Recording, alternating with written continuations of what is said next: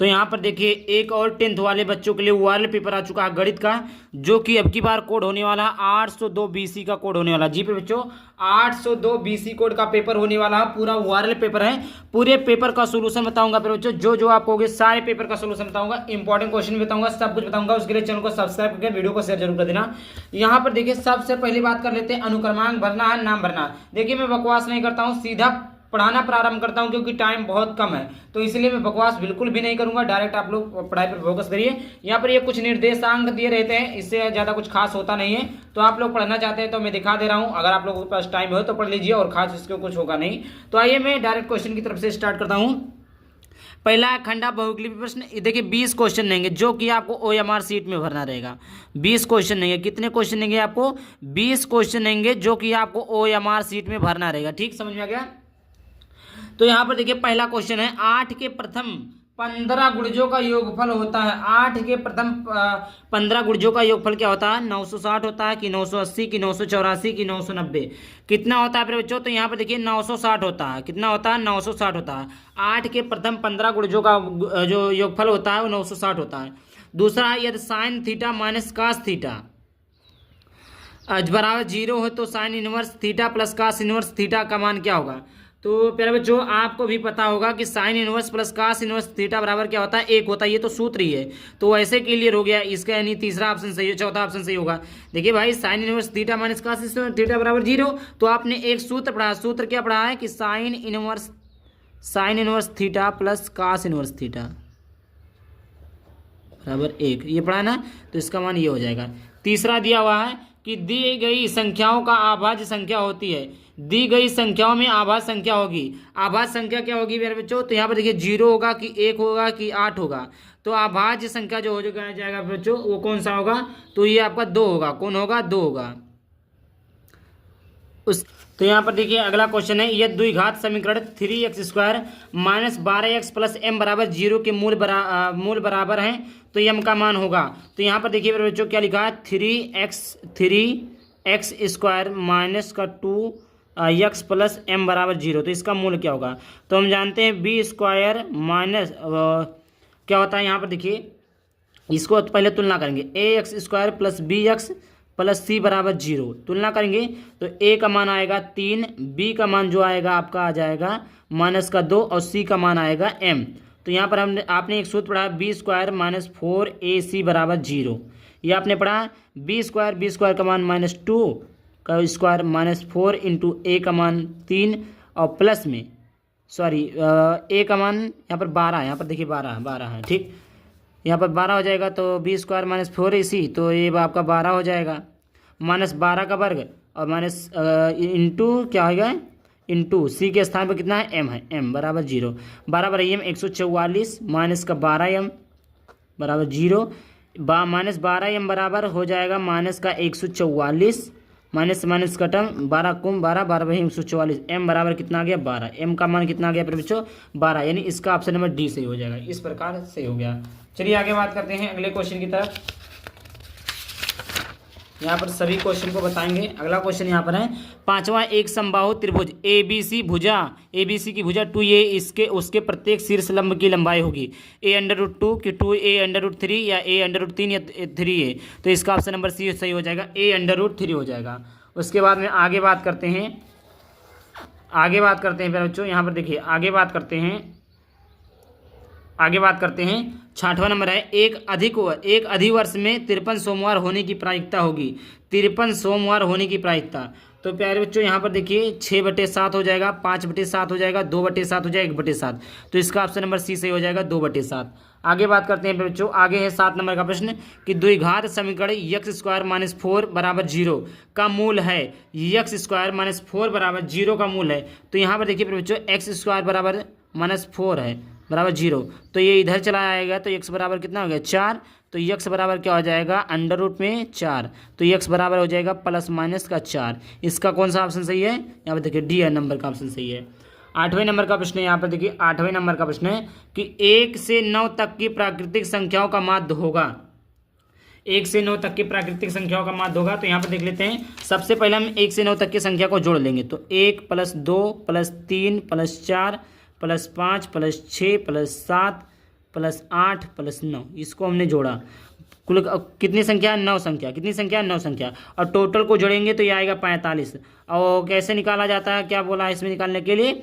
माध्य। तो माध्य निकालेंगे संख्याओं का योग बटे कुल संख्या कितनी है? 9। 9 को 9 9 बचे 45, तो इसका मान कितना है? 5। यहाँ पर देखिए कौन सा ऑप्शन सही है? बी वाला, नंबर वाला ऑप्शन सही है। 9वां, एक आयताकार कागज 40 सेंटीमीटर गुणे 22 सेंटीमीटर को मोड़कर एक खोखले बेलन का आकार में बनाया जाता है। इसकी ऊंचाई 40 सेंटीमीटर है, तो बेलन की त्रिज्या होगी। पहले बच्चों यहाँ पर आपको बताना है बेलन की त्रिज्या। क्या बतानी है पहले बच्चों? बेलन की त्रिज्या बतानी है। तो यहाँ बेलन की त्रिज्या जो हो जाएगी 3.5 सेंटीमीटर होगा। आगे बात करते हैं 10वां, रैखिक समीकरणों के युग्म x माइनस वाई बराबर 8, 3x माइनस 3y बराबर 16। इसका मान आपको हलों की संख्या ज्ञात करनी है। तो पहले बच्चों मैंने बताया था कि x माइनस वाई बराबर 8 है और 3x माइनस 3y बराबर 16, ये चीज़ बताना। तो पहले बच्चों इसको क्या करेंगे आप लोग? एक बॉक्स बना लेंगे, ऐसे एक बॉक्स बना लेंगे, x बना लेंगे, y बना लेंगे। यहाँ पर x का मान रखेंगे तो y आएगा, x का मान रखेंगे y आएगा। फिर यहाँ से ऐसे आप लोग क्या करेंगे? x का मान यहाँ x y, और यहाँ पर x का मान रखेंगे तो y आएगा, x का मान रखेंगे y आएगा। इसका जो निकल का आएगा वो आएगा अनंत हल होंगे, अनंत हल होंगे। आप लोग सॉल्व कर लीजिएगा। और सारे वीडियो अगर आपने देखा तो उसमें हमने बताया है, दिए गए चित्र में, चित्र ये दिया गया है, ये एस टी पैरेलल है क्यूपी के, एस टी पैरेलल है क्यूपी के, यानी ये वाला पैरेलल है इसके, मतलब ये वाला इसके पैरेलल है। तो क्यू एस बराबर कितना दिया? 3 सेंटीमीटर क्यू एस दिया है। और एस आर दिया 1.5 सेंटीमीटर, पी टी बराबर दिया 2.8 सेंटीमीटर। तो टी आर का मान होगा। फिर बच्चों यहाँ पर देखिए जो टी आर का मान होगा वो आप लोग कमेंट बॉक्स में बताइएगा, ठीक। ये थेल्स पर में लगेगा, थेल्स पर में बता दिया हूँ। थेल्स पर में क्या होता है अब बाद में बताएंगे, क्योंकि हमने बताया है, सारा वीडियो देखेंगे तो समझ में आ जाएगा। उसके बाद में अब बात करते हैं क्या 12 नंबर के प्रश्न को। 12 नंबर का प्रश्न दिया है यहाँ पर 3 क्वाट ए बराबर दिया है 4 सेक ए। सबसे पहले आपको ये फार्मूला याद होना चाहिए, लाल बटे काका sine cos tan cosec sec cot, ठीक। तो यहाँ पर हम जानते हैं क्वाट, तो यहाँ पर हो जाएगा क्वाट ए बराबर अगर निकाले, क्वाट ए बराबर निकाले तो ये हो जाएगा 4/3। और देखिए यहाँ पर साइन कोस्टेन कोसेक सो क्वाट, क्वाट का उल्टा क्या होता है फिर बच्चों? देखिए क्वाट है, यहाँ पर क्वाट का मान दिया है और सेक का मान निकालना है, साइन कोस्टेन कोसेक सेक का मान। तो ये देखो क्वाट ए बराबर क्या होता है? आधार बटे लंब। क्या होता है? आधार बटे लंब होता है। और क्या बोला है? Sec theta. सेक ए बराबर क्या होता है? सेक ए बराबर होता है आपका कर्ण बटे आधार। तो यहाँ पर पता नहीं, क्या पता नहीं है? यहाँ पर आधार पता है कि 4 होता है, कर्ण नहीं पता। कर्ण कैसे निकालेंगे? पाइथागोरस प्रमेय से। कर्ण का स्क्वायर बराबर होता है, यहाँ पर आपने सब कुछ पढ़ा है, कर्ण का स्क्वायर बराबर होता है लंब का स्क्वायर प्लस आधार का स्क्वायर। कर्ण का स्क्वायर बराबर लंब का मान कितना दिया है? लंब का मान दिया 3, तो 3 का स्क्वायर 9 प्लस ए कितना? ए का मान 4 दिया है, तो 4 का वर्ग 16, तो 16 9 कितना हो गया? 25। तो के बराबर हो जाएगा अंडर रूट में 25, तो के बराबर हो गया 25। निकालना क्या था? के का मान 25/4, के का मान 25/4। तो यहाँ पर देख लेते हैं, यहाँ पर हो जाएगा आपका, तो यहाँ पर कितना आया? ये सॉरी यहाँ आपका 5 आया, तो कर्ण का मान हो जाएगा 5, तो ये हो जाएगा 5/4। 5/4 यानी बी नंबर का ऑप्शन सही है। 13 नंबर है, किसी बारंबारता बंटन के बहुलक तथा माध्यक क्रमशः 42 और 38 हैं, इसका माध्य होगा। कर बच्चों तो देखिए सबसे पहले एक सूत्र आप लोग पढ़ लीजिएगा। एक सूत्र होता है कि बहुलक बराबर क्या होता है? बहुलक बराबर होता है 3 माध्यक -2 माध्य, ये होता है, ठीक। यहाँ पर दिया क्या है? बहुलक दिया, बहुलक क्या दिया है? बहुलक बराबर दिया है 42 और ये आपका दिया है माध्यक बराबर दिया है 38.1। मान रख दीजिए, माध्य का मान निकालना है, बहुलक का मान कितना? 42 रख देंगे बराबर 3 गुणे माध्यिका का मान दिया 38.1 -2 माध्य हो जाएगा, ठीक। अब देखिए ये आपका फिर 42 हो गया, गुणा करेंगे इसका 3 हो जाएगा, 3 × 24 हो जाएगा, 3 3 9 और 2 11 100, ये हो गया -2 माध्य। अभी देखिए बचा, अभी इसको इधर ले आएंगे तो 42 माइनस का 11 114.3। अब इसमें से घटाएंगे, तो इसमें से घटाएंगे तो आएगा कितना? तो ये आएगा आपका, पहले इसको लिख देते हैं, बराबर का -2 माध्य हो जाएगा, ठीक। ये कितना आएगा? 72.3 आएगा, बराबर का हो जाएगा -2 माध्य हो जाएगा। माध्य बराबर जब निकालेंगे ये आपका गुणे में इधर जाएगा, भाग में आ जाएगा, ठीक। ये माइनस का है, माइनस का माइनस माइनस कट जाएगा, तो ये 2 इधर आएगा, तो 72 बटे ये हो जाएगा, तो 2 तियाँ 6 हो जाएगा, 2 छक 12 हो जाएगा, पॉइंट लगेगा, 2 कुम 2 हो जाएगा, 1 जीरो बचेगा, 5 हो जाएगा, 36.5। माध्य कितना है बच्चों, 36.15 आएगा, सॉरी हाँ 36.15 आया, देखिए 36.15 आया। ये आपका बी नंबर का ऑप्शन सही है, इस प्रकार निकालेंगे, ठीक। 14 नंबर का ऑप्शन है, वह छोटी से छोटी संख्या 35, 56, 91 से विभाजित करने पर प्रत्येक दशा में शेषफल 7 प्राप्त होगा। तो 3640, 3645, 3647 या 4740। तो देखिए यहाँ पे 3647 सही हो जाएगा।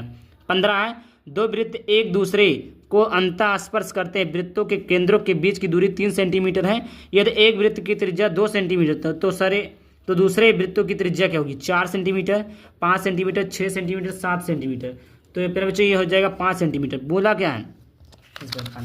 आगे देखते हैं 16 नंबर का प्रश्न है, यदि रेखिक समीकरण युग्म में x + y = 10 और x - y = 4 है तो इसके हल क्या होंगे। फिर बच्चों बहुत ही सिंपल सवाल है, क्या बोला है यहाँ पर देखिए, x + y बराबर क्या है 10 और x - y बराबर क्या है 4। माइनस से माइनस कट गया, इसको जोड़ देंगे, 2x बराबर हो जाएगा 14, 2 कुम 2, 2 सते 14, x का मान 7 किसी भी समीकरण में रख दो। अगर मानी बात हम x का मान इसमें रख दे रहे हैं तो y बराबर क्या हो जाएगा 10 - 7, यानी y का मान क्या हो जाएगा 3 हो जाएगा। x का मान 7, y का मान 3, x का मान 7, y का मान 3, यानी ऑप्शन नंबर 20 करेक्ट हो जाएगा।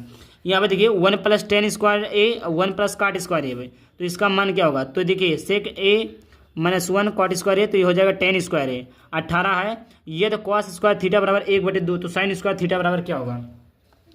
तो प्यारे बच्चों यहाँ पर देख लीजिए cos² थीटा, यहाँ पर आपने एक सूत्र पढ़ा है cos² theta plus sin² theta, sin² theta बराबर 1, ये आपने पढ़ा।